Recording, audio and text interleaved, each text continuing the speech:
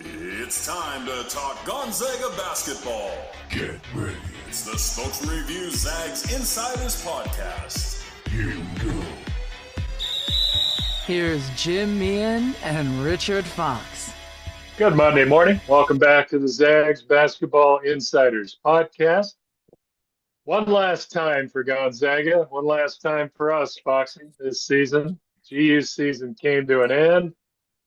Tough loss down at the Moda Center to Texas, 74-68. We're going to go through that. We're going to go through the win over Kennesaw State, 73-64 in that one.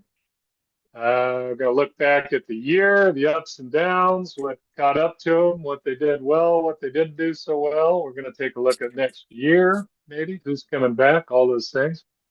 And we're going to do the infamous review of our picks from the first show. And even last week, we're not shy about putting ourselves out there, and we did it again a week ago. So we'll do all that stuff. But real quick, Foxy, I had a road trip.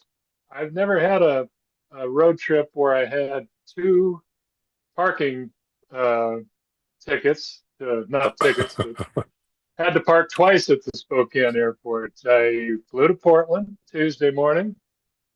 Kind of got word from my middle daughter, who was due on March 26th, I believe. Yeah.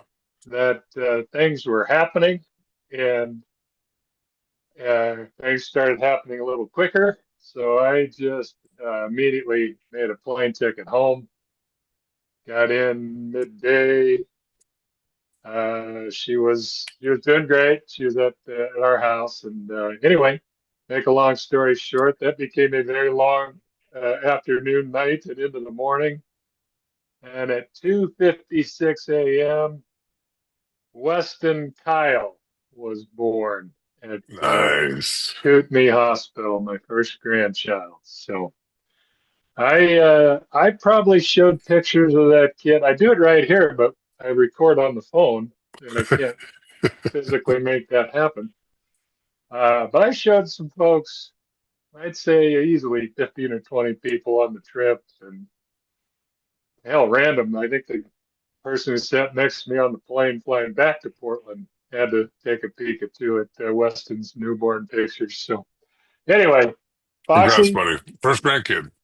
first grandkid, and they say there's nothing like it. They are correct. There is nothing in the world like that. So That's awesome. I'm in a good mood, no matter how everyone else is feeling. Probably some ups and downs in that regard too from Zag Nation. So let's get to it. Kennesaw State. They opened Thursday. I did try to fly back Thursday, but all the Zag fans had gobbled up the direct flights to Portland. And I couldn't get in till like 9:00 p.m. I think the game might have been over by then. So we got back Friday morning. And anyway, Kennesaw State. That was interesting to watch on television. Zags just got off to a rugged start. It was not pretty offensively. No. On about a point per minute pace. That's not good in basketball. There's only 40 minutes, so you can do the math. And stop me if you've heard this before, Foxy. EK was the offense. There wasn't much outside of him. The No. 3-point line was not Gonzaga's friend. We've seen that about 3/4 of the season. But per usual, especially after the Huff injury, the defense kept them within shouting distance until they figured it out. They had that big run at the end of the half, 10-0 run, with EK on the bench, which I thought was pretty significant, that they can do it without him in that game. Flipped the half around and eventually flipped the game around. They got challenged in the second half, but they held on. You had Worley hitting the field goal. You had Fogel hitting the three. You had him hitting the 3-point play. The freshman was terrific. Manuel, a couple free throws. But we'll get to all the good stuff. But you're watching that game. They're sitting there at 23 points late in the half. They're down 4 against a 14 seed. What's running through your head watching that unfold? Probably not what you were expecting, just like me. Well, I mean, I think part of it is, look, the nerves are real in these tournament games. It is a different level of pressure, as everybody listening and watching can understand, right? You lose, you go home. And so it just felt ugly. It felt like Kennesaw State was able to kind of muck it up a little bit. Um, they've got some athletes. RJ Johnson, I believe that's their guard. Yeah, the guard, Um, good player. Yeah, good, big, physical, able to have, I think do some things there, particularly in the first half. Um, I think I said last week I thought I anticipated it being the harder of the two games Gonzaga was going to have. Obviously, I was wrong about that, but the struggle that you saw in that game, didn't ultimately surprise me. Just a 9-point win for GU. The first half +6, second half +3, so they never really were able to put Kennesaw State away. I think you credit Kennesaw State more than you criticize Gonzaga. But look, another game where Gonzaga struggles to score just 73 points against call it a low major. Um, Ike with 19 points, 8 rebounds. I thought he was active around the basket with rebounding, 4 offensive rebounds. Worley just continued to be the guy that you and I have kind of fallen in love with this year. Just really, really productive. 12 points, but it's the 12 rebounds, 5 of those offensive, 5 assists, 3 steals. And then you get a little bit from the others, right? I mean, Grant Foster, 9 points. Mario was 7, really struggled to shoot just 2 of 11, but 8 assists, 4 rebounds. I always look at his rebound numbers. If yeah, he's at that 4, 5, 6, kind of shows me he's a live body out there, really active. Only 3 turnovers with a steal. Then Vogel comes off the bench, 17 points, not necessarily the most efficient at 6 of 13, but he's, as we've talked about, established himself as the second best scorer that they have. And I thought you saw the staff really lean into that idea yeah, the last couple games here to end the year. He had some really timely shots, and again, the rebounding with him, I always look at that, 5 rebounds, just active. So I mean, I just think you saw the quality of Gonzaga's talents ultimately just be enough for them to win a game that was pretty ugly. Neither team shot the ball well. Kennesaw State 3 of 17, Gonzaga 3 of 18. But this was a Kennesaw State team that really dominated on the glass all year.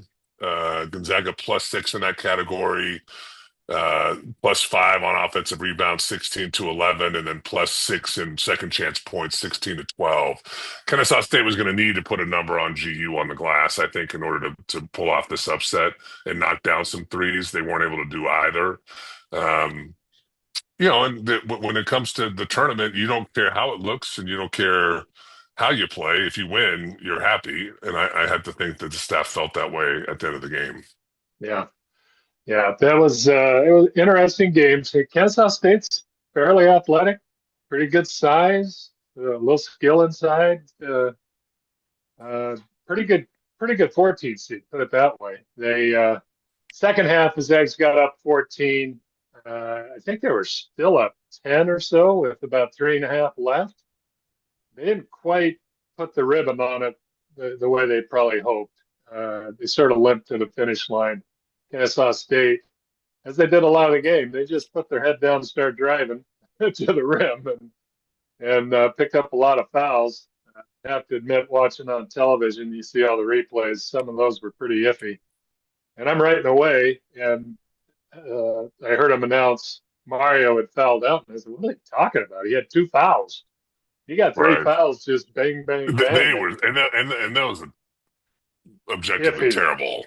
Well, Yeah, that last iffy one at was a best. joke. I mean, Yeah. No, uh, so that kind of threw me, but that's how they just got desperate and started going to the rim even harder and got rewarded for it in some ways. But it got down to 5. EK, like you'd expect, your most veteran guys, EK and Worley, hit key baskets and they held on. But it's kind of the theme of the day. The defense did a lot of the heavy lifting. I do admit, I was a little concerned afterwards. I thought if they put them away by 14, get a few guys off their feet for an extra couple minutes, kind of take care of it that way. I'd have felt better about going into Texas. But to see Mario, oh, I got to tell you this. Before the game, I was sitting kind of off at an angle from Gonzaga's bench, working and looking around and yapping to whoever's nearby, showing them pictures of Weston. And I saw Mario's parents. They came over and they were going to stay, for hopefully a long stretch to see how the Zags did in the tournament. So I went over and introduced myself, and I stuck my hand out. I said, "Hey, you guys, I'm Jim." And Mario's dad, Kiko, he interrupts me and he says something about, "I know who you are. I listen to you every week." So it's just a really cool thing That's to hear. awesome. Yeah, yeah. And talked to him for a few minutes. Mario and Amelia. Mom's name is Amelia. And if you watch Mario, you see how he plays. He's got the flair. He's got personality, charisma. That comes from the parentals, man. They are very, very, very cool people. And Well, you can see. I think they caught him on TV a couple of times. They were definitely pretty animated. That's awesome that they listen when they can. So Yeah. if they're listening, on behalf of everyone who follows Gonzaga, we hope that Mario enjoyed his time in Spokane. Would like to do it again. One more year would be very nice. There you go. Yeah, for that matter, if Vogel's family listens, we would love to have Davis come back for one more year. So there you go. There's my pitch. Let's get them all. No, but they're great to listen to and talk to and meet. So kind of bummed for them. I was kind of hoping they'd get to see quite a few games here the next couple of weeks. But moving on, yeah, Mario played. I thought he was pretty good against Texas. Again, pretty solid for a freshman and just a high pressure situation. Vogel. Against Kennesaw State. Awesome. Worley, first tournament game, double-double. Those three guys making their debuts were pretty good now. You got to admit, first-timers, that maybe doesn't always happen, and they really got it going. But I didn't think the offense totally clicked the whole game. It was just kind of patchy and here and there, and I think they shot under 40% in that game. I don't have the numbers in front of me, but if I remember, Vogel and Ike were both the same, 6 of 13, both just a tad under 50%. Just never quite got it smoothed out. Did you kind of come away from it going a little more worried about the next one than I was before? Yeah, look, I've been concerned about the offense all the time. How many games did Huff miss? 17, right? The last game. 17, yeah. Oh, I got some great stats on that. I looked at all. Well, so do I. So do I. Hey, you did it too? Yeah. Okay. So let's dive in. Let's dive into this because I think it'll carry over to the Texas game. Okay. So I was not surprised that they couldn't score the ball, and it's one of those things where we're watching them every week. I'm calling games. You're at the gym. You're at these games. We've been watching Gonzaga for such a long time. We have a pretty good feel for what we're watching, but we don't necessarily quantify it, right? So I thought to myself this morning, what did the end of the year look like? So great when you minds, Foxy, great minds think alike. So Huff gets hurt. Huff gets hurt. Plays against Santa Clara. And then he gets hurt. They're averaging 91.4 points per game. That's right. Up to that point. Yep. The last 17 games of the year, they're averaging under 77 points per game. 76.7. Yeah. Last 5 games, 68.8. Wow, you broke it down even more. 68. So that's that's what I'm just I'm not going to try to do the math in front of everybody here because that'd be embarrassing. That's a 22.2 point difference between what you're averaging before the Huff injury and what you could produce the last 5 games of the year. Yeah, the biggest 5. Yeah. Yeah, I mean, and then you just with Huff out, you're minus 14 points per game.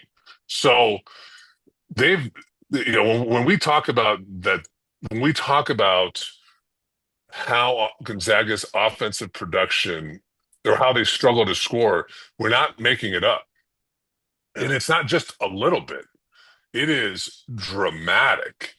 And I think when you've got Huff on the floor, the deficiencies of the imperfections of Worley and Grant Foster offensively don't matter as much. When Miller has a bad shooting game, it doesn't matter as much. When Vogel and Mario are freshmen and have an off night, it doesn't matter as much. When Mario has that stretch when he got sick, Braden Smith was starting for a period of time and he was struggling. It doesn't matter as much. But you take Huff out when when your scoring is so concentrated, not only in two people, but two people that play the same position effectively and are able to play together, which is remarkable. The room for error is effectively zero, and it's a remarkable decline in their ability to score the ball. And if I'm Huff's agent, this is like Exhibit A for me this offseason. Their offense fell off a cliff, and it didn't get better. Right? They had to reimagine what they were and how they wanted to play. And I know that Worley was out for some stretch there, and Ike was out as well for those 3 games. And I don't know what they averaged over those 3 games. We could figure that out. But when you look at it across 17 games, those injuries don't really move the needle when it comes to that average.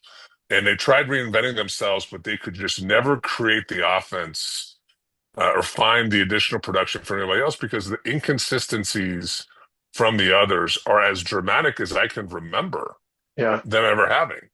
So sorry, I stole your time. No, I'm glad I'm laughing because we both have the same thought, independent of each other, and looked up all these numbers. I got a couple more for you, just to show you. And you mentioned Huff's agent might use some of these as arguments for him.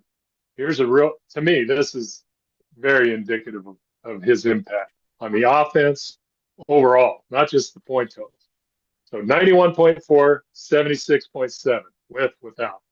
Mm-hmm. That's 15, almost 15 points a game. Here's the one I was really curious about because I remember we talked about this somewhere in the non-con, maybe halfway through the non-con or more. Yeah, probably more, because Zags started off shooting threes. They were real low percentage. We're like, oh boy, are they going to turn this around? And give it time. They'll get it together. They'll figure things out.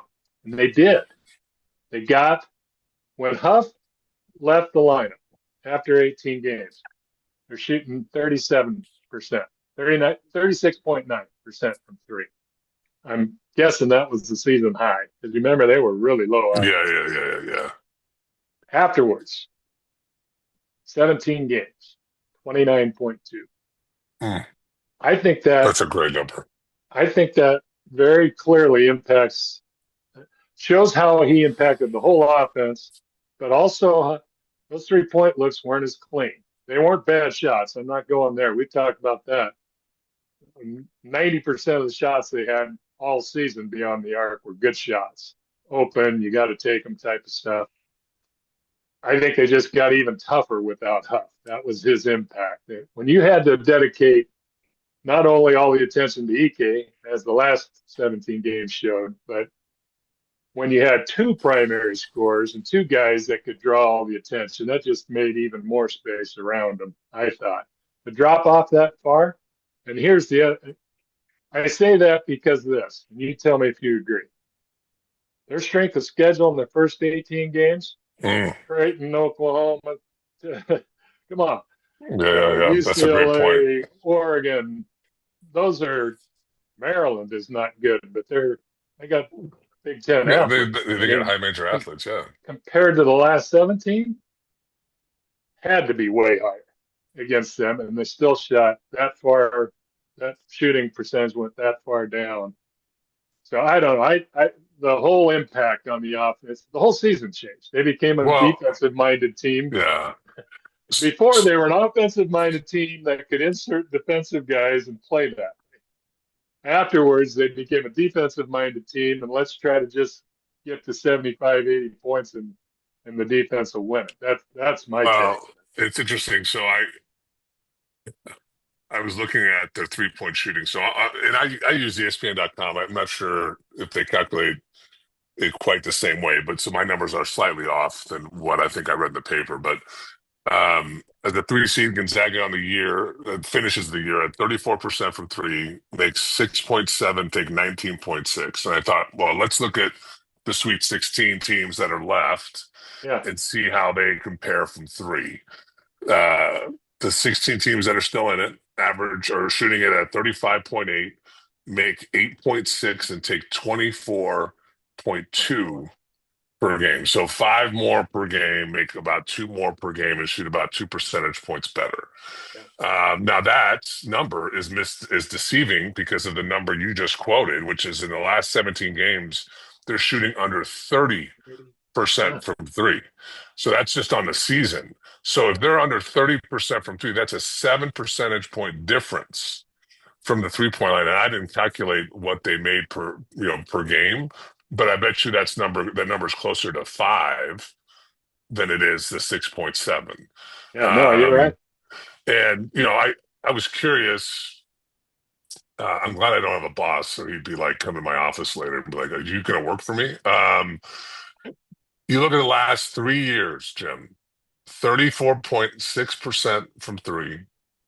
Since 2022 to 23, back to my junior year, which is the furthest back I could go on ESPN.com, Gonzaga shot on average 38.1%. Oddly, the three-pointers attempted per game is not moved all that much. The highest number ever was 24.3, but on average, over that period of time, 22 to 23, back to 2003, was 18.3, so less than what they've averaged the last few years. Yeah. So it's not as if I quite frankly had a perception in my mind that Gonzaga was a heavy volume 3-point shooting team. They're not. Quite frankly, they've never been that way. But the difference is the percentage that they shoot has never been worse than the last 3 years. And this year in particular, with Huff out, to your point, it's fallen off a cliff. I mean, and I just think it's remarkable that EK went 9 games scoring over 20? Yeah. I mean, think about the ability to do that when teams are effectively not guarding 2 guys on the floor at any given time when they're on the perimeter. It's remarkable. And I think you saw that against Kennesaw State. And I think you saw that against Texas too, where he just drew so much attention. The production he had against Texas is remarkable, given he's never going to get. Not only does he have the big 7'2" guy, whatever he was from Texas, but there's bodies and hands all around him every time he touched it, and he still produced. Adding on to that, because you, like me, did our homework separately. Did homework on that. They shot 33.3% from the 3 line on the season. That's the lowest they've ever shot. Yeah, I know my number is a little high. Yeah, that goes to 87, I believe, is when they put the 3-point line in. Okay. The closest, and that is over a 1.5 lower. It's not like there was a bunch of 33s or 34s. The next highest, I think, was 35.3. Last year was 35.4. Almost, we talked about it during the show all the time, that they're on pace for this worst ever. So, yeah, worst 3-point shooting team they've had. And again, I will argue till I'm blue in the face. There was a lot of open looks. They were getting open looks on a lot of those. These were created by the inside out when the 2 bigs were together. And they're good looks. So, well, we can hit all that in a minute. Yeah, let's get back we'll circle back to it. Yeah. So I'm impressed we did our homework, man. Well, that's why we are who we are, buddy. That's right. So let's go on to Texas. That game, I still thought they would beat Texas. I knew they were going to be a handful after watching Texas. Texas is SEC through and through. Athletic, great big, playmakers, ISO guys, length, depth. But I still thought Gonzaga was in good shape. I thought they'd be able to hold them down. I thought they'd be able to score enough to win it. Kind of their formula, how they became these last, 8 weeks or whatever it was. And that's how the game started. They were out 28-20 and leading. Defense was playing pretty well. The offense was just fine. Ike was finding points somehow, some way. And then I thought what Gonzaga did to Kennesaw at the end of the first half with that 10-0 run kind of erased all the bad stuff from the first part of the half. Texas did that to Gonzaga. 28-20, and I asked Sean Miller about this after the game. He made a concerted effort to get Modest Volkatitis involved. The kid had barely touched the ball or made any impact at all. I think he had one bucket, maybe 3 points to that point. Ike was, 11 or 12 or whatever he had. And they ran some specific plays for him after that. And it was lob plays, which they had. And it paid off with a couple of buckets, he caught it, let's double, he passes off, easy bucket for someone else. They're ahead at halftime. They made their last 7 shots. Yeah. 35-33, flipped the game. Now the game was up in the air all the way through in the second half, but at the way it was going, the way it flipped, totally different. And the more important thing is they got the big kid going. He was very good the rest of the way. He didn't quite have Ike's numbers, especially on the points, but the other stuff was very solid. And it got the rest of them going. I think it gave them the driving lanes for their ISOs. It opened up some other things because he was such a factor, and it got their teammates going. And when they had 5 threes, and it felt like every one of them was a dagger. It was like end the shot clock, end the half, end the game. Zags making a run late, and Pope hits one. Same thing happened a couple minutes later. They get it to 3, he hits another one. But from that point on, from that timeout on, I thought Gonzaga's defense really struggled to contain the big man and kind of that athleticism that team has. And I didn't think the Zags kept up offensively. They weren't bad. They scored 35 in the second half, but that's pretty much an average half for them these last 5 games. You said 68 points a game, 34 a half would be the split. They just weren't able to quite keep up, and they weren't able to quite shut them down. You think I don't want to overplay that stretch because they had every opportunity in the second half to win it, but I thought that totally flipped the game. And no, I had the same feeling. I mean, when it happened, at halftime, I thought to myself, man, was that the game? Like that run, because you're in control, you're up by 8. If Gonzaga looked comfortable, Texas could not find a way to score. Yeah. And then all of a sudden, you're looking up at the scoreboard, and you're down by 2, and you feel like you outplayed them. And it gives life to Texas, and it felt right away like it was going to be a game that was hard to score in. I mean, Texas has good athletes; they're big inside. The Mattis kid is, a true 7-footer, inactive, strong. He's not soft. Just a really bad stretch for Gonzaga there. Instead of holding the lead or even bumping it up to 10 or 12 going into half, that's a Texas team that's played 2 games already in 4 days. Do they start having some self-doubt? The fatigue that they're feeling, is it even more pronounced because now I'm down? I thought it gave Texas real energy. And I look, it is so easy for me to sit here, for all of us, after the game, and certainly the days following the game, to question things and wonder why. But I thought the way they had Graham guard him, basically face guarding their center, was odd. You just don't see that a lot. And so he's not only significantly taller than Graham, but he's significantly longer.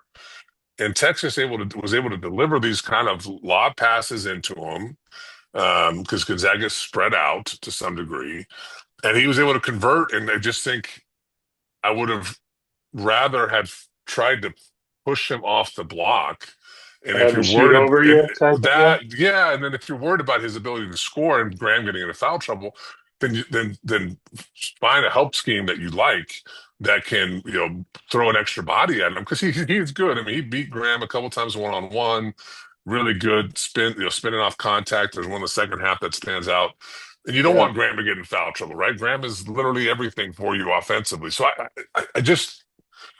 I'm sure there's a very articulate reason for why they did it that way, and one that if I heard it, I would say, okay, totally makes sense. But you just don't see that. No matter where he was around the basket, Graham was trying to just front him, Yeah. and I thought the big kid Mattis did a good job of trying to bring Graham up just enough into the lane where he could catch those lobs. I thought that was odd. And it didn't feel like they made an adjustment till later in the second half. They started the first half that way too, Yeah. I mean, yeah, I mean, credit Texas. They hit 3 of their 5 in the second half, 3 of 7 from 3. Just for GU, man, it's tough. Look, I mean, you look at the stat sheet. Gonzaga's +5 on the glass, 4 more offensive rebounds, 21 assists on 27 field goals made. They are +2 in second chance points, but then in all these other categories that Gonzaga has effectively dominated on the year, they lose. Points off turnovers, Texas 11, Gonzaga just 2. Texas really took care of the ball, just 5 turnovers, as did Gonzaga 7. But that's a 2 turnover differential, but a plus 9-point differential. Yeah. So Texas is able to take advantage of that in a real way. Texas +8, 46 to 38 points in the paint. Yeah. Look, there's a limit to our abilities here, but I didn't look back on every box score to see. But if that's happened, it's happened maybe once or twice. It might have happened last week, and we talked. I don't know, but yeah, it happened, but not very often. Yeah. Fast break points +4 for Texas, 10 to 6. Bench points, 20 to 13. Yeah. This is a Gonzaga team that at one point was averaging like 36, 38 points off of the bench. And they didn't get great bench point production against Kennesaw State either. But that's a remarkable difference, a remarkable delta between what you were averaging and expecting. And I'm sure that number went down, obviously, with Huff coming out. They inserted one of their guys into the starting lineup. But,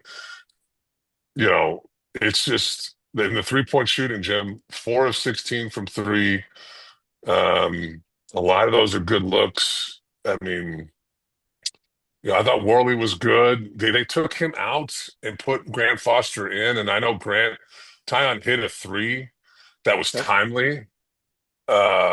But Worley was so effective. I don't, Inocente plays 38, EK plays 39. I would have thought Worley would have played 38. What do you have? 29 minutes. 29, and, I don't know, Mario was solid, 9 points, 5 assists, 3 of 8 from the field, but just 1 of 6 from 3. I know a couple of those were, tough shots he had to take, not in rhythm per se. Yeah. Davis, he's hit 3 of 9. The 3 he hit were really tough. Big. And they were important, but you thought, can he get going? He's making some tough shots. Can he make a few more of those? And he just couldn't. I don't know, man. It's Miller, non-existent, man. Last 3 games, that's the WCC championship, and last 2, the NCAA tournament games, just plays 12 minutes a game. 2-point on average, 3 of 11 from the field, 0 of 5 from 3. Yeah. And I know he's not getting to play a lot of minutes, but at the same time, like you can tell right away, like he just doesn't have it. And Monday morning quarterbacking, I am a pro at this. I just, when they put that Hyde kid in, I thought to myself, they effectively abandoned Venters. They made a decision. I think we're going to lean in defensively. This is who we are, and that's not where Steele is good. I think he's better than maybe the perception of him is. But what is he, DMP the last 5 to 7 games this year? I mean, Yeah, at least yeah, I would right. say, yeah. So your best 3-point shooter, who at one point was shooting over 40% from three, is not available to you, Yeah. right? I mean, I don't know. It was a hard fought game. Texas is a good team. They've got Yeah. big time athletes. They have really, Pope and the big kid are legitimate high level Division I players. Um, but you couple the struggles to score offensively, particularly the complete inability to shoot the ball from three, Yeah. um, with a lack of options this late in the year. Yeah. It's just, I mean, they played six guys. I mean, Braden got that stretch in the first half after playing 2 minutes against Kennesaw State. I was surprised by that. He's got 2 rebounds and assists. He doesn't look to score. Yeah. It's just funny. You go from 8 or 9 guys your rotation. You're basically playing six when it comes to the tournament, and now you don't have options. I don't know. You said this phrase so often this year that it's embedded in my head. The others. The Texas others got the better of Gonzaga's others. Significantly got the better. Those two kids off the bench were critical. Weaver and Cody. Weaver and Cody. They shut down Modest. Cody had like 6-8 points when he came in as a reserve. He's averaging 3.7. Weaver was terrific off the bench. Mm-hmm. And the Zags just didn't get that. I tweeted it, and I don't have it in front of me. Vogel had 6 points. That was Gonzaga's bench production until Tyon got going in the second half. Texas, meanwhile, was up like at 18 from those two guys and whoever else came off their bench. I mean, they were dominating that. Their bench gave them a lift, and Vogel was fine. Boy, he had some tough shots. That pull-up, baseline. It seemed like every time Gonzaga made a mistake, if they turned it over, Texas scored. If Texas turned it over, the Zags didn't score. And neither one of them turned over much. It seemed like they capitalized much more than Gonzaga. And the others were a huge difference in that game. But let's do the last play. Another move by Sean Miller that turned to gold for Texas. Heidi had played over like 12 minutes. or something. Yeah. But one shot, missed it, a 3, 1 assist, no rebounds. I mean, almost had zeros across. And he was really struggling defensively. Yeah, he put him in during a timeout after EK dunked it, got Gonzaga within 1. I was about 75% convinced the Zags were going to get a stop, score, and win the game. I thought that's how it was going to end.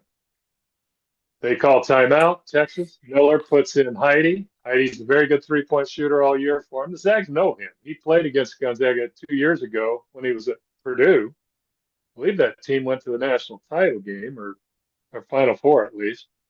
That's his role. He's a stretch 3-4 man who can hit threes. He hadn't done anything this game. He put him in, and the play unfolds. I've watched it at least a half dozen times. Did what they do. I think they got the ball to Tremont Mark. Is it Mark or Mac? Mark. He's been money in these situations. He beat North Carolina State with all those tough mid-rangers. He did the same thing in the first round. Well, in the first round of the 64 team bracket. Got it done again. He didn't play very well in this game. The Zags did a great job on him. Like I said, they guarded Swain and Mark pretty well. It was the others that kept dinging him. He goes into the lane. I don't think he had whoever was it Worley? I can't remember who was guarding him. But what I watched throughout that play, I watched Grant Foster basically just sort of playing center field in the middle of the paint. I think looking for a steal or a block. And meanwhile, his guy is out at this point, he was at the 45-degree angle beyond the 3-point line open. But Tyon was staying tight to the paint. Mark comes in, and By this time, Heidi fades to the corner. There's always that corner pass. Bang. Grant Foster turns, and then it's too late. He tries to come and recover. We got a great picture. If you want I to was see going to say that photo. I know what I mean. Grant Zion's in the air. The ball's past him, both arms are out. but the ball The is like shooters well and into the Grant's, air, and the ball's by him, and he's about 5 feet away. He couldn't close that past him. He looked like he was playing center field. He just got lost on watching his man. I don't want to say lost. He helped maybe when they didn't need help. That's what I'm saying. What'd you see? Yeah, he got lost. I mean, it happens. I mean, he just lost track of who he was guarding, and it was Inocente. I don't know who he was guarding. That player cut through. I think he watched might it have several times, and I thought maybe Tyon thought that Emmanuel was going to stay in the corner, but then Tyon would not have been guarding that player anyway. No, we call it ball watching. He got stuck ball watching. Yeah. And you're probably right. I mean, certainly right. He's thinking, I can make a play defensively, or I can get the rebound and we can run. And as athletic as he is, I'm sure he's thinking, and I can recover if I have to. But ultimately, if he's 2 steps further towards the sideline, he can really challenge that shot in a meaningful way. But he got stuck. He just ball watched for a count, half a count too long, and it's a breakdown defensively. There's no other way to say it, and he's made some great defensive plays on the year, but he's been a gambler defensively all season, and it's worked out more often than not, right? I mean, he a lot of spectacular plays. He's out. It's not uncommon for him to be out of position defensively, but he's such a good athlete and instinctual that he can make up for that over and over and over again. But it's just unfortunate that when it happened, obviously in the game, there's another way to say that. I mean, when you play these, and look, that is not he didn't cost Gonzaga the game. No, they were down. I hate when people say this. There are a million little things. There are hundreds of little things that happen over the course of an athletic contest that impact the final outcome. And if you don't blow an 8-point lead in the first half, you're in a different situation there at the end of that game, right? I mean, there's lots of things you could point to. So that being said, it's a critical mistake at a really bad time. Credit Heidi for knocking it down. Credit Miller for putting him back in the game. He's been completely ineffective. And, I think that's it goes back to what I was saying before, where, you're kind of ride or die here with Miller and Grant Foster and Vogel. And that's been a real mixed bag for GU. And I mean, they effectively quit on Venters. And I understand he's not an imperfect player, but all 3 of those kids I just mentioned are also imperfect players. Mm-hmm. But the one thing he does, and I know he got into a real rut shooting the ball that happens to shooters. It's a long season. But to not have, just to play down the stretch of the season, and let alone a game like this where just softening the defense with some real shooting, Miller didn't quit on Heidi, despite the fact he was a big negative in that game.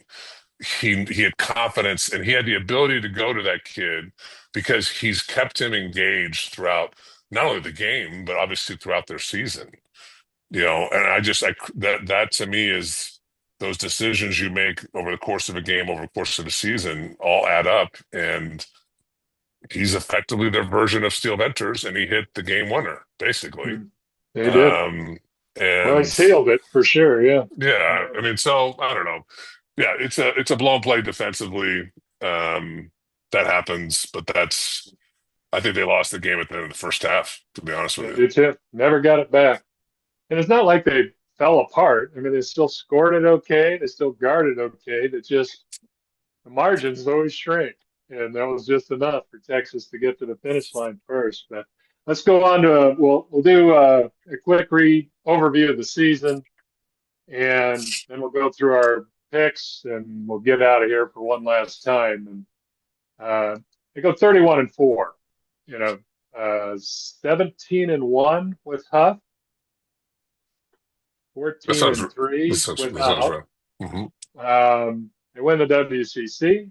They win a co-title in the regular season and the tournament title. They play. Everybody knows the adversity they hit. They played without Huff for the last half of the year. They played without EK for 3 games. Worley for several. Worley for 2, and he was not Worley for about 5 or 6 more in that stretch. Maybe more than that. He finally looked like himself the last couple games. Mario had that sickness for a good 2 or 3 weeks. So I'd say it this way: they lost 1 game when they were at full strength to Michigan, and they weren't at full strength. And they were averaging 91 points per game. Yeah, and EK was battling the ankle at that time. I think he was scoreless or 2 points or something in that game. So it just kind of shows you. I think you'd be foolhardy to call it anything other than a pretty impressive season, given what they worked their way through, how they changed the identity, even from 91 a game to we're going to try to hold you under 70. Totally different mindset. Totally different style. It just showed you how important Huff was. But I still, even at the end, when Worley got healthier, I still felt like they had a run in them. I thought they were going to get to the Elite 8, at least the Sweet 16, but they didn't. But the recurring issues never really went away. The 3-point ball, they're not built around the 3. We always couch this whenever we bring that subject up. They're not shooting 25 a game. They're not shooting 30 like Alabama. They're shooting 16 or 14 or 17 and trying to hit 5 or 6. The percentage is the issue, not the volume. It's not their bread and butter, and obviously it isn't. They played through the paint. They were one of the best scoring teams in the lane.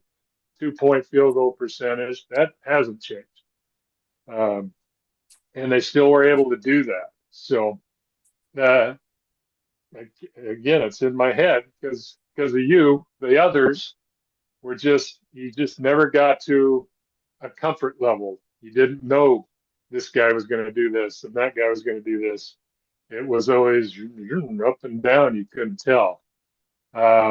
So I know you were worried, especially worried about the guard play at one point later in the season, and I obviously I was too. I don't think quite as much as you were, and those freshmen, I thought were really good given everything. They had some serious pressure on them. You think about it. You got freshman point guards starting on a team that had 1 loss. Was ranked in the top 10. You get to the tournament, all eyes are on you. Vogel, from playing, blowout minutes to being a vital player for them and coming through and showing this kid is going to be something. Mario's going to be something. They're that good.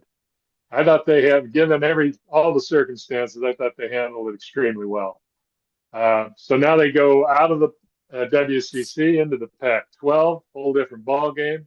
I think the bottom of that league is much, much higher than the WCC was. The top of it will be strong with San Diego State, Utah State. Those are almost always tournament teams and very good players. The individual talent in that league is pretty solid too.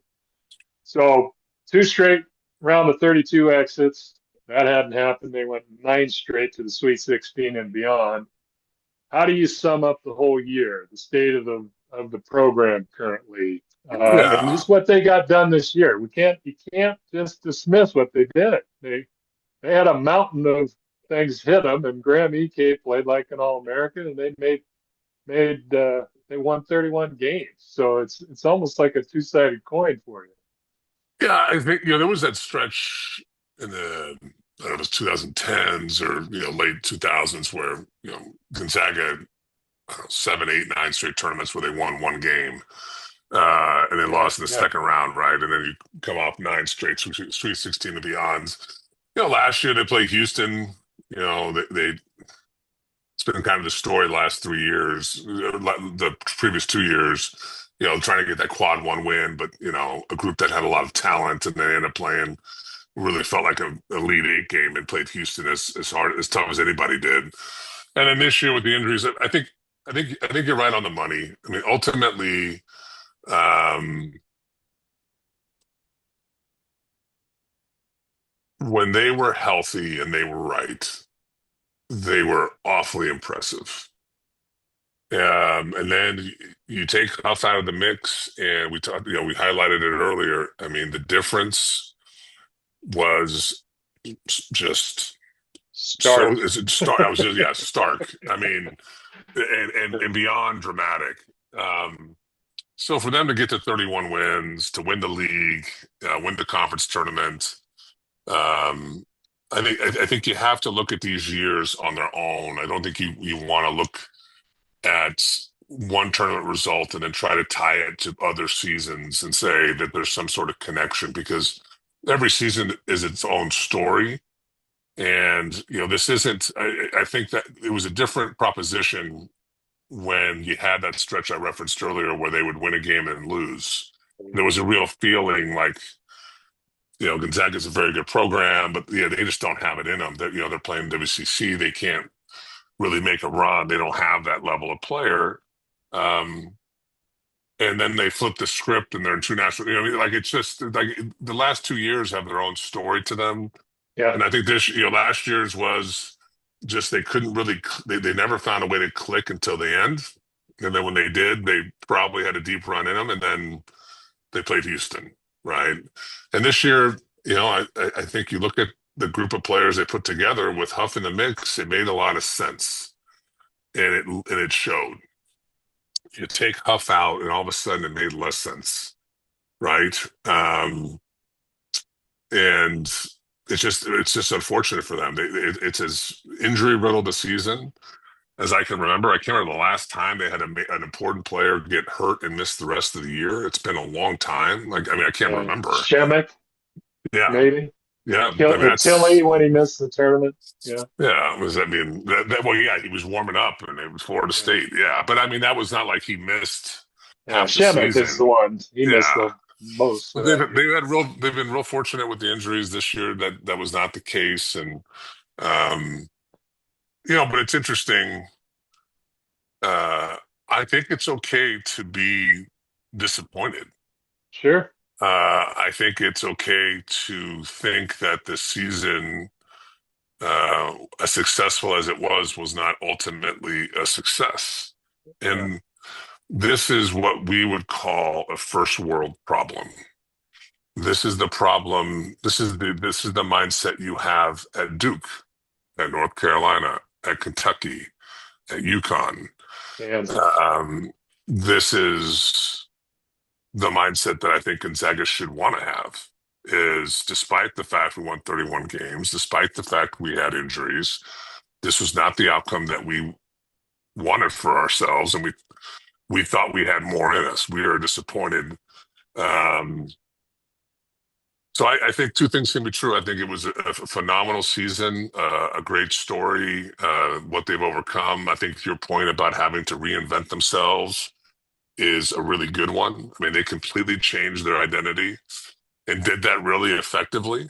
But at the same time, I think it's okay to look at this year and think to yourself, it's a disappointing end of the year and a disappointing season. I mean, it just Yeah. is. I think you had expectations that you were going to be playing in the second weekend, and when you get there, you never know what's going to happen. And so I don't know. That's a Yeah. long-winded answer to your comment and question, but um, it's going to be very interesting to see what they look like in 60 days, what the Yeah. roster looks like. And I think the Pac-12, in a lot of ways, was also in a bit of a transitional year. But Utah State, San Diego State was not as good as they've been, but they're going to be very good. Utah State is a real program. I mean, they will be the new St. Mary's to GU. Boise State is good. I can't remember all the teams that are going to be in it, but Wazoo, Oregon um, State, yeah, yeah. Fresno. Mhm. So I mean, they pulled a rabbit out of the hat when they got EK to replace Timmy. Yeah, I'll be very interested to see what the rabbit. I mean, they got Huff, but they've got to reload. And maybe this transitions to what you want to talk about next. But yeah, what does the reload look like? They have had to retrofit this roster in significant ways, but they've had a core group. Think about Ike and Nemhard. Before that, Timmy. yeah. Um, Watson, they're losing a lot. I mean, yeah, and the guys that you're bringing back is Huff will be his third or fourth year in the program, but then you've got a couple freshmen. What else are Emmanuel? I presume but Emmanuel's a very very good role player, but he is not uh, a foundational piece that's going to give you points and move the needle that way. So I don't know. Go ahead. I know that was on your list of things to talk about. What are No, your no. thoughts? How you summarize that season with terrific season, but just a little unfulfilling is Yeah, there you go. That's the right way to well say it. worded. You had it perfectly. So, well, we'll do a quick look at the roster because who knows in this day and age That's what's going to crazy. happen. But presume, yeah, my best guess would be Huff, Mario, Fogel are back.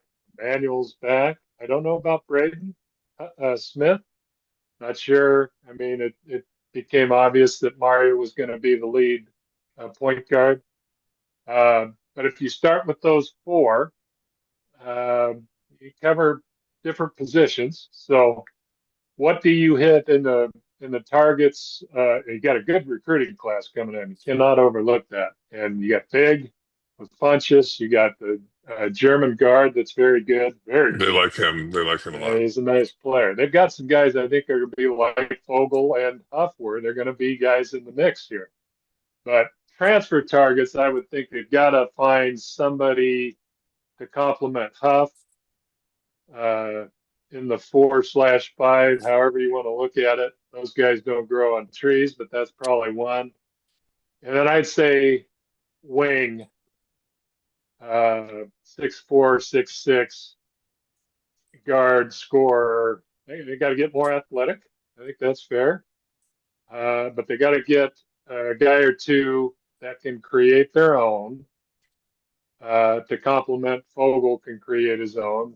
Huff can, but maybe with the bounce can do that. Mario will only grow in that role. He's good in the pick and roll, but I think those are kind of the targets. One big, immediate big. I don't know if Izzy.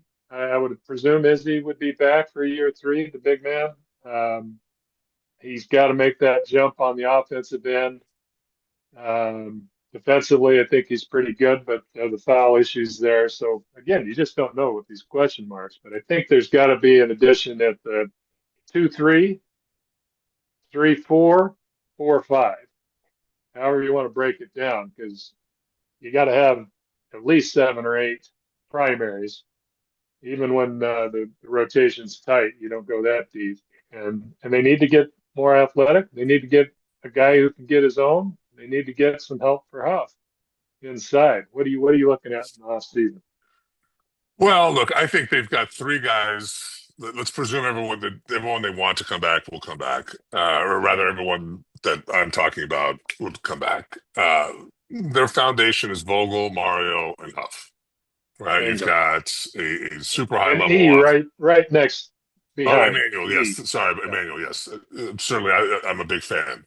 So you've got 4 there, and you've got 3 incoming freshmen. You've got Luca Foster, kid out of Pennsylvania, 6'5" wing, 87, 4-star, solid 4-star recruit. yeah, The center out of Mississippi, yeah. 6'10", 210, left-handed. It's hard for bigs to make the jump, unless you're Zach Collins or Sabonis or a Holmgren type. I mean, I don't expect him to come in and have a massive impact. I mean, Drew Timmy came in as a freshman, and so did Petrushiev, and they were productive, but they needed a year. And then the kid out of Germany, I've heard they really like, and He's good.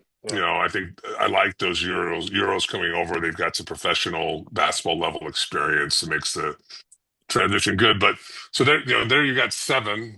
I don't know what happens with Venter, Smith, or Gianni.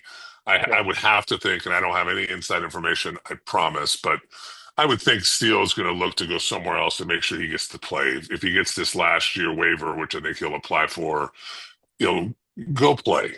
Go enjoy the last year, make a little bit of money somewhere, but get to play 28 to 32 minutes a game. Sure. What he's been through. And as a guy who, I don't get to play anymore, and that's ultimately when you look back in your career, what you miss is playing. Playing games and be in the locker room. Get another year of that, but find a place for a bigger role. I don't know, for Braden Smith. I mean, just the reduction in his minutes towards the end of the year here. Logic would say that he's going to explore his options. I mean, very decorated, come out of Colgate. This is certainly not, I'm sure, the pitch that he was given. I can't imagine materialized in the way that he thought it would. So does he explore his options? I would have to think so. And then I look at Gianni, just a great, from all accounts, a great kid, good personality, works hard. We'll see. I just don't know if he's ever going to get to where he needs to be offensively for Mark. If you think about the bigs he's had, they can all score, on the block, can step out, shoot it a little bit. This is his second or third year in the program. We just haven't seen that come together. So it might just be a style fit, would another program really value his rim protection, his size? Can he improve as a rim runner and catch lobs? And that's kind of be a great screen setter. I think there's a program out there that would love that size. Yeah. So, that's me kind of going through what they have and what's coming in. I think they need another ball handler, a very good ball handler. I think they got stuck a lot with just one in Mario on the floor. They tried at times this year to play Smith and Mario together, I think with some mixed results. I think Mario is able to play more of a combo role while Smith is very much a point guard only. He really doesn't look to score. I know he had one game where he had 25, maybe it was Oregon, but other than that, 21 or something. Yeah. He really you need a guy next to Mario that can really handle it, can play in pick and roll, can also look to score, can play off the ball. Maybe the German kid there. He's about 6'4"-ish, I think. Yeah, 6'5". Yeah, I mean, maybe. But as I've told you before, I don't put a lot of faith in freshmen. In other words, I normally look at a freshman and think, where are you going to be in 12 to 18 months? It's hard to find freshmen that come in and have a real impact. Vogel and Mario obviously had great freshman years, as good as I think you normally would expect, unless you're talking about a Suggs or Holmgren type. I think you're right. I think they need a wing. They need a guy who can guard. And then I think inside they have Parker Jefferson, who redshirted this year out of Texas. I don't know a lot about him. He's big though. Me either. 6'9", 6'10", 250. He's a thick kid. Certainly seemed like he's integrated into the program. Guys like him. He's a good teammate. I don't know anything about his game. Maybe he is. Yeah. But my presumption is that they need another big. And, I watch these tournament games and I watch these SEC schools, and I think, they've got all these strong, long, athletic bigs that protect the rim, rebound, the machines on the glass, they set screens, they roll, they get offensive rebounds. That's never been Mark's big profile. Yeah. They want skill. Post up scores. So I like that SEC type big, but I don't know if they're going to go for that. But they need athleticism around the basket. As good as they were defensively, they were pretty much a non-factor blocking shots. I'd like for them to have a little bit more pop around the basket, a guy who can protect the rim, and For um, sure. but at the end of the day, man, they got to find shooters. They have to be able to make shots from the perimeter. Or we're going to be looking at the same thing with Huff next year, as we saw down the stretch here with Ike, which is a lot of talent, but a flawed roster that can't shoot the ball, and it's going to make life difficult for Huff. And if they're losing all of their, other than Emmanuel, they're losing Worley, Grant Foster, who, I think we both would agree, particularly Worley, are high level defenders. Miller, I think, was a pretty stout Solid. defender.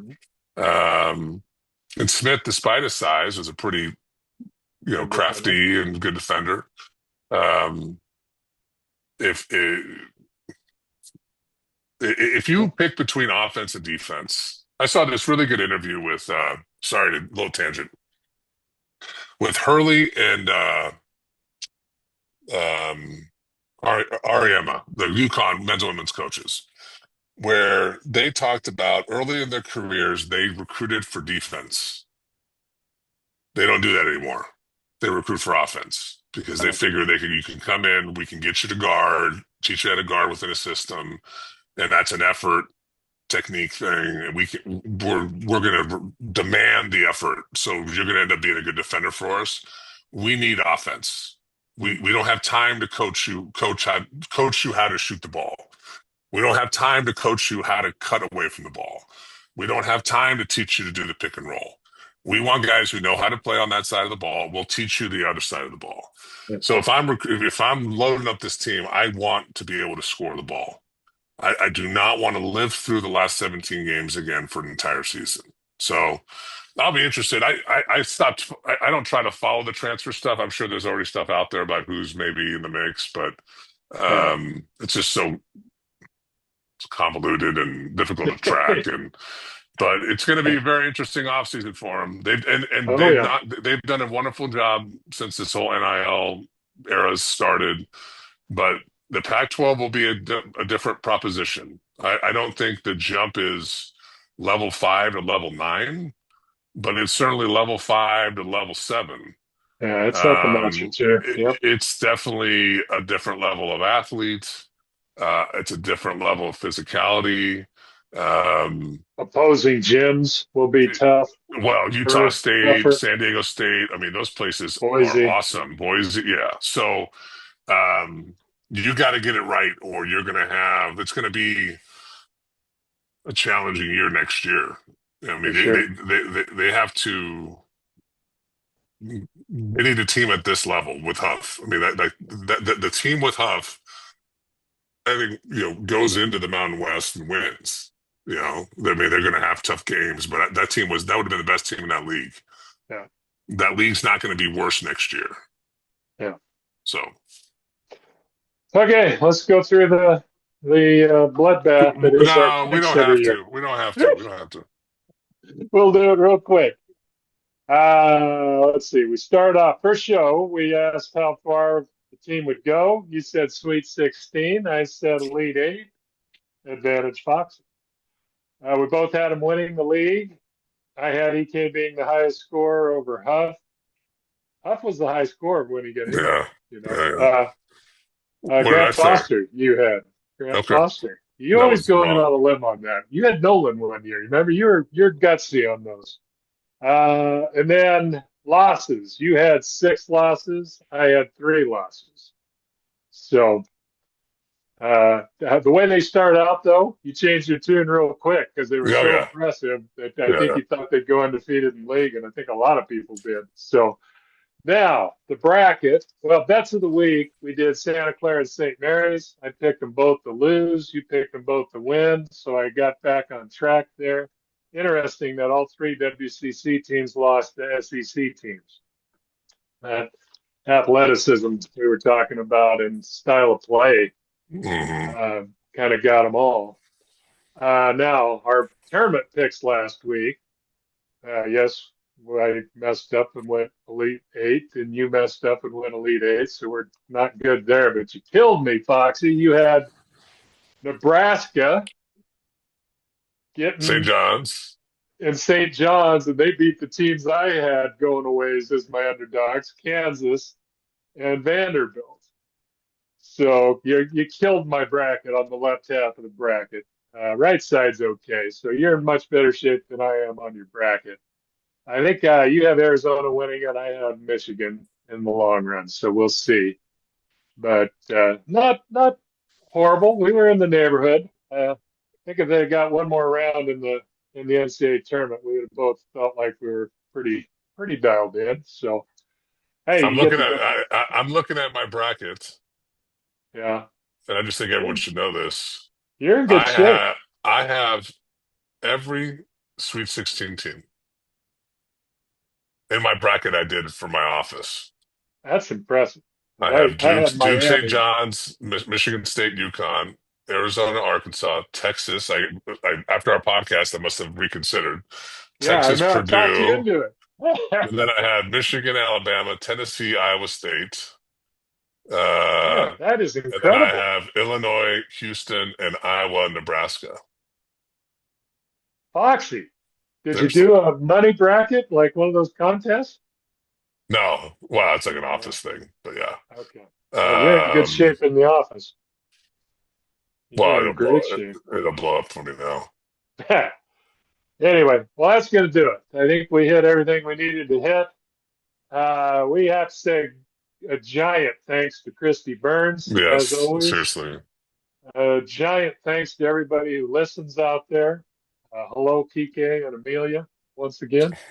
Uh, just very cool to hear from people throughout the year, emails, texts, come up to you at games. Very rewarding to hear that from people that they're tuning in. Yeah, So for sure.